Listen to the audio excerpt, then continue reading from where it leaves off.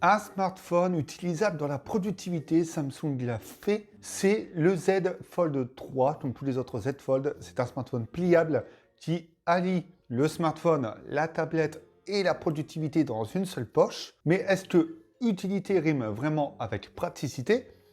Je vais essayer de vous répondre.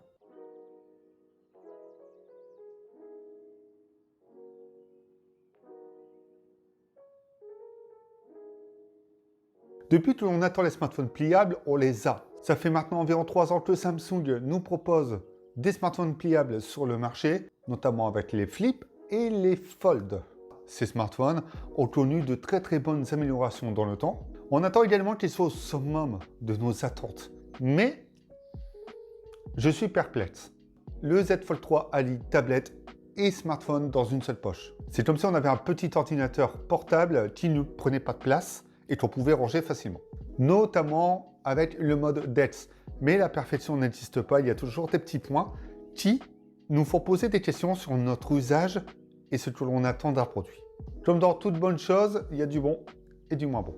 Ce Z Fold 3 a tout du top du moment. Un Snapdragon 888, 12 Go de RAM, 256 Go ou 512 Go de stockage, un premier écran de 6.2 pouces au format 24.5 neuvième, dynamique AMOLED 2 Hz, 120 Hz adaptatif. Lorsque l'on ouvre ce smartphone, on a un écran de 7.6 pouces, à la limite du Quad HD+. C'est pas du Full HD+, c'est pas du Quad HD+, mais on n'est pas loin. Tout comme le Z Flip 3, il est résistant à l'eau, mais pas à la poussière. C'est déjà une très bonne chose. Le smartphone a été rendu plus résistant, plus robuste, ça se ressent en main. Et une batterie de 4400 mAh pour gérer tous ces écrans avec une charge rapide de 25 watts. Une expérience doit être complète et aboutie, mais surtout, celle-ci doit correspondre à nos besoins. Ce Z Fold 3 répond au manque du Z Flip 3, notamment sur le format. Parce qu'on a quand même deux smartphones différents entre les deux et donc deux usages, deux attentes différentes. Parce qu'on parle d'un smartphone à 1800 € quand même, c'est une sacrée somme. Mais dans tout ça, il y a également l'encombrement qui joue un rôle très important. Là où le Z Flip 3 ne prend quasiment pas de place dans une poche et reste quand même beaucoup plus compact, ce qui m'a frappé dès que je l'ai pris en main, c'est ça. C'est la place qu'il prend, aussi bien dans la main que dans la poche.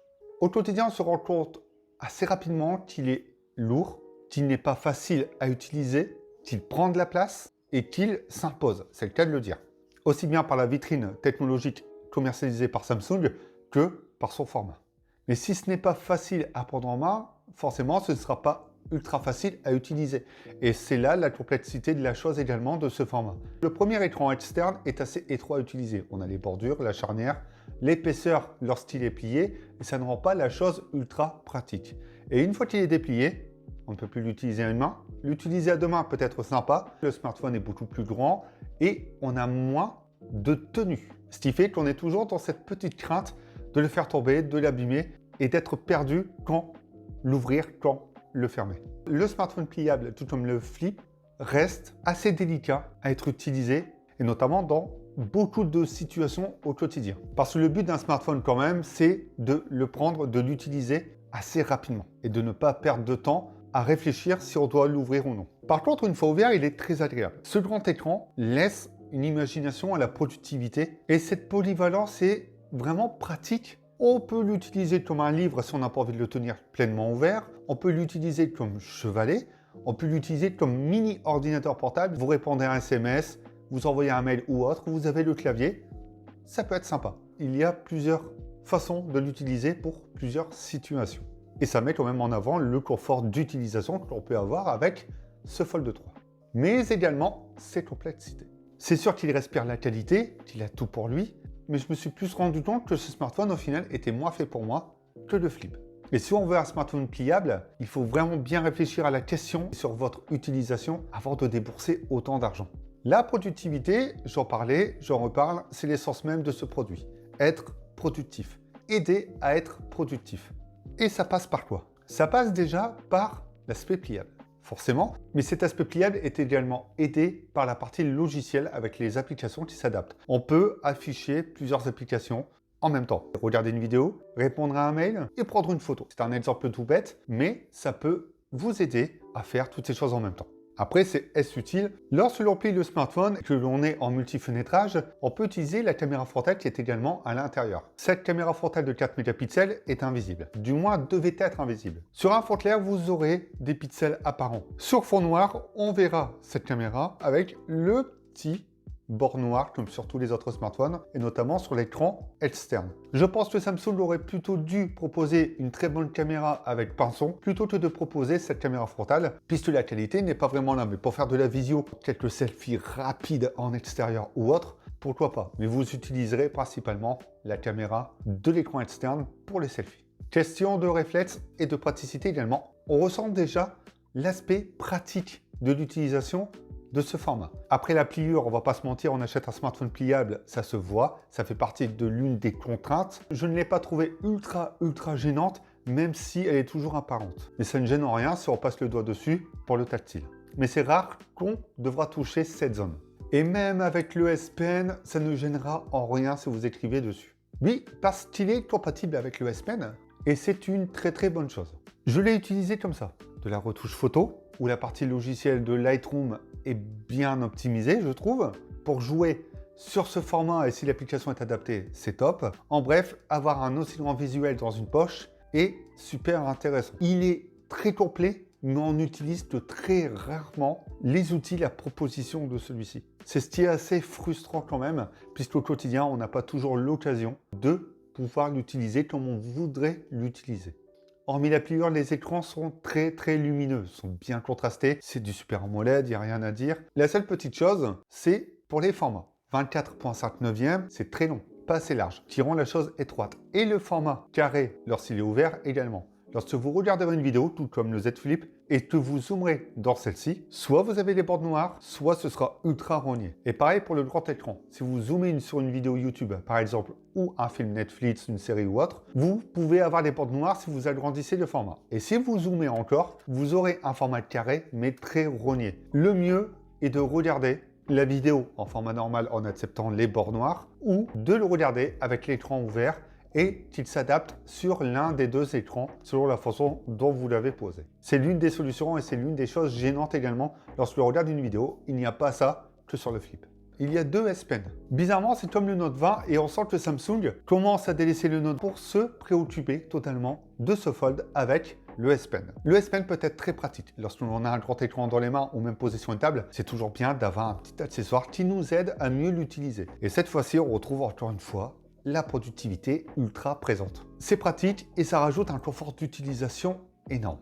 Il suffit simplement de poser le stylet sur l'écran pour qu'il puisse être retenu et appuyer sur le bouton pour le déconnecter. Par contre, il n'y a aucun endroit où le ranger dans le smartphone. Il y a une petite pochette qui est vendue avec, mais par contre, il faudra soit le prendre sur nous, soit le laisser sur une table, soit le prendre ailleurs. Et là, on perd encore une fois l'aspect très pratique. Et si on ajoute les deux, eh bien, il n'y a rien qui est pratique. Et ça m'ennuie de voir que l'on est capable de faire plein de choses, mais il y a toujours ces petites choses qui nous gênent. C'est idéal pour être utilisé dans un endroit fixe, pas pour vous promener et l'utiliser en extérieur ou en mouvement. C'est dommage.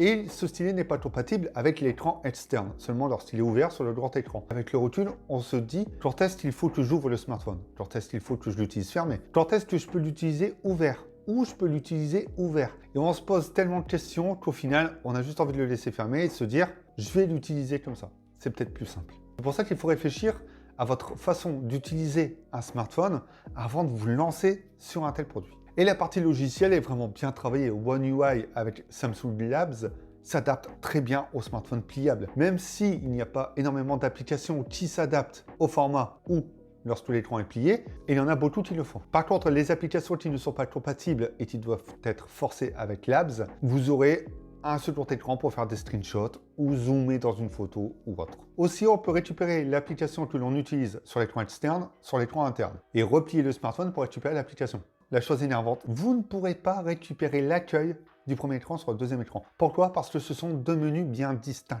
Vous devrez paramétrer chaque écran pour chaque menu. Il n'y aura pas le même fond d'écran, il n'y aura pas la même disposition des applications et on a l'impression de basculer sur deux produits différents en un seul. C'est deux salles, deux ambiances. Il n'y aura que sur les applications principales et celles développées que vous aurez la chance de pouvoir basculer entre les deux. 4400 mAh me paraît un peu juste pour l'autonomie, Et effectivement, de mon expérience, je devais le recharger soit avant la fin de journée, soit je faisais ma journée assez juste si je faisais un peu attention. Ce n'est pas le meilleur point de ce smartphone. Le 120 Hz peut être très gourmand même s'il est adaptatif. L'écran de 7.6 pouces demande également beaucoup d'énergie. Même s'il se recharge avec la charge 25 watts, ça reste parfois assez complexe de partir quelque part ou de se dire je peux l'utiliser toute la journée, je peux faire le fou dessus sans avoir pensé à le charger. Malheureusement, ce ne sera pas le cas. Il faut simplement se dire que le smartphone pliable ne permet toujours pas d'obtenir une excellente autonomie, sauf si vous faites quelques petits ajustements pour obtenir le meilleur de celui-ci. Environ 4-5 heures d'écran allumé, c'est vraiment la moyenne que j'ai eue au quotidien, même en 60 Hz où vous pourrez faire quand même un peu plus. 3 caméras, la caméra principale, 12 mégapixels, la caméra ultra grand angle, 12 mégapixels et un zoom 2 fois 12 mégapixels. On a donc cette polyvalence sur la photo. Tout comme le Z Flip 3, on retrouve cette saturation signature de Samsung, d'excellentes photos, voilà, elles sont très bonnes, surtout de jour. Par contre, on commencera à perdre un petit peu en intérieur ou en basse luminosité. On n'est pas sur les capteurs de 64 mégapixels, il n'y a même pas un seul mode, même logiciel, pour aider à compenser ça. Pour 1800 €, même pour la vitrine, c'est quand même dommage d'avoir des capteurs photo un peu en TK face à d'autres très haut de gamme. Par contre, on garde l'aspect quand même assez créatif avec l'aspect pliable, mais également pour les appels visio, pour les photos de groupe. Tout ça peut être intéressant tout comme le flip, même si je le trouve un peu moins intéressant que le flip. La seule petite chose, c'est la caméra frontale interne. La lumière vient taper sur l'écran et au final, on a un résultat quand même très moyen. On a toujours ce système de retour avec l'écran externe si on ouvre le smartphone pour avoir un retour, de basculer sur les deux écrans, voir lequel est plus pratique pour prendre la photo. Et la plupart du temps, pour prendre la photo en ouvrant le smartphone, comme dit, ce sera l'écran qui sera posé sur le support. Et si vous le posez à terre, sur une table ou autre, faites attention quand même. Et cette caméra frontale sur l'écran externe est de 16 mégapixels et vous réussirez de meilleurs selfies dessus. Je vous laisse juger des photos que j'ai prises et vous faire votre propre avis dessus. Je vais résumer plus ou moins mon expérience assez rapidement. C'est un superbe produit, c'est une excellente vitrine technologique. Samsung montre qu'il maîtrise de la technologie, des écrans pliés en petit format et qu'il est prêt à le commercialiser. Puisque c'est ça aussi le but, c'est pousser les autres constructeurs à sortir des smartphones pliables et que cet écran de chez Samsung est prêt à être commercialisé en masse. Est-ce que c'est un bon remplaçant du Fold 2 si vous l'avez? Je ne pense pas. Préservez votre Fold 2. Ça ne vaut pas vraiment le coup, je pense, de basculer sur ce Z Fold 3. Est-ce que ça vaut le coup que je quitte mon smartphone classique pour partir sur un smartphone pliable? Peut-être selon votre utilité et vos besoins. Mais à réfléchir avant, puisque ça a un prix. Et à 1800 €, ok, on a de l'innovation. C'est parfois au détriment de l'expérience.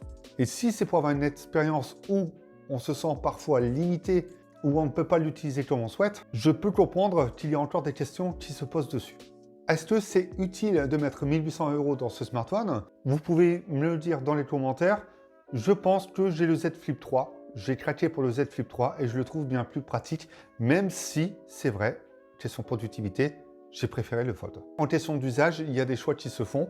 Et si on veut un smartphone pliable, compact, qui ne gêne pas, on part sur le Flip. Si on veut un smartphone pliable qui nous aide à être plus productif, on part sur le Fold. Si on est tiraillé entre les deux, on reste sur un smartphone classique. C'est un tout en un qui est un peu cher lorsque l'on voit comment on peut être mitigé sur un usage quotidien, malgré que le produit reste excellent et qu'il répond à quasiment tous les besoins. J'espère que cette vidéo vous a plu. Si c'est le cas, n'hésitez pas à aller voir les autres disponibles sur la chaîne. On se retrouve bientôt pour d'autres vidéos. Pendant cela, prenez soin de vous et n'oubliez pas, amusez-vous avec vos smartphones. Et si vous n'avez pas de smartphone pliable, cherchez pas à les plier. Vraiment.